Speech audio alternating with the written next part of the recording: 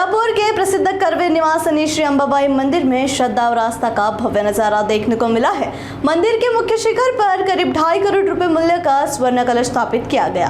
अधिक मास के पावन अवसर पर गोवा के एक दानवीर श्रद्धालु ने यह कलश मंदिर को भेंट किया है।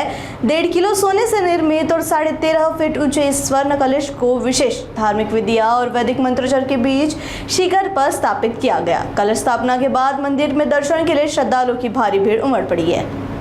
करवीर निवासिनी महालक्ष्मी अंबाबाई मंदिराच्या संवर्धन कामामध्ये आपण शिखराच्या कामामध्ये जेव्हा दगडाचा पूर्ण भाग आढळला तेव्हा पूर्ण वरचा डोम किंवा डेरा हा विटा आणि चुनाचा असल्यामुळे तो मेटलने कव्हर करण्याचं पुरातत्व खात्याकडनं सजेशन घेतलं होतं आणि त्यानुसार आपण हे काम सुरू केलं होतं।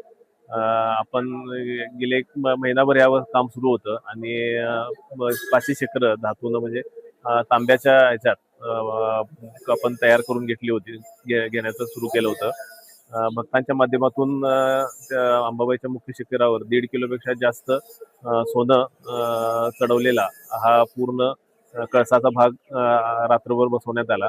काल रात्री 11 वाजता सुरू झालेलं हे काम सकाळी 7 वाजेपर्यंत सुरू होतं। सर्व भाग तंतोतंत जुळवून अगदी योग्य पद्धतीनं लावण्याचं काम या कारागिरांनी अगदी उत्कृष्टपणे केलेलं आहे आणि भाविकांनी यानंतर सुद्धा अजून पुढच्या शिखरासाठी काम करण्याची काही भाविकांनी इच्छा व्यक्त केलेली आहे। भविष्यात आपण सर्व शिखरांमध्ये या पद्धतीनं सुधारणा करू शकू अशी आपल्याला अपेक्षा आहे आणि आज हे सुवर्ण कलश हा आपल्या आई अंबाबाई महालक्ष्मीच्या मंदिरावर विराजमान झालेला आहे।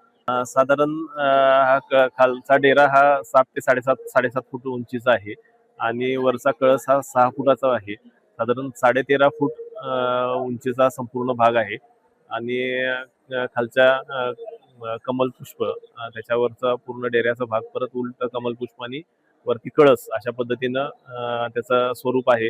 मूळ स्वरूपात ज्या पद्धतीनं तो घडवलेला होता त्याच पद्धतीचा हा धातूचा आकार सुद्धा आपण घडवून घेतलेला आहे आणि त्यामुळे त्याचं मूळ स्वरूपातच सुवर्ण लेपन झालं असल्यामुळं तो जास्त आकर्षक वाटत आहे। ज्या पद्धतीनं तो तयार केलेला आहे त्यामध्ये ऊन वारा पावसामध्ये ते सुरक्षित राहील अशा पद्धतीचा वापर केलेला आहे।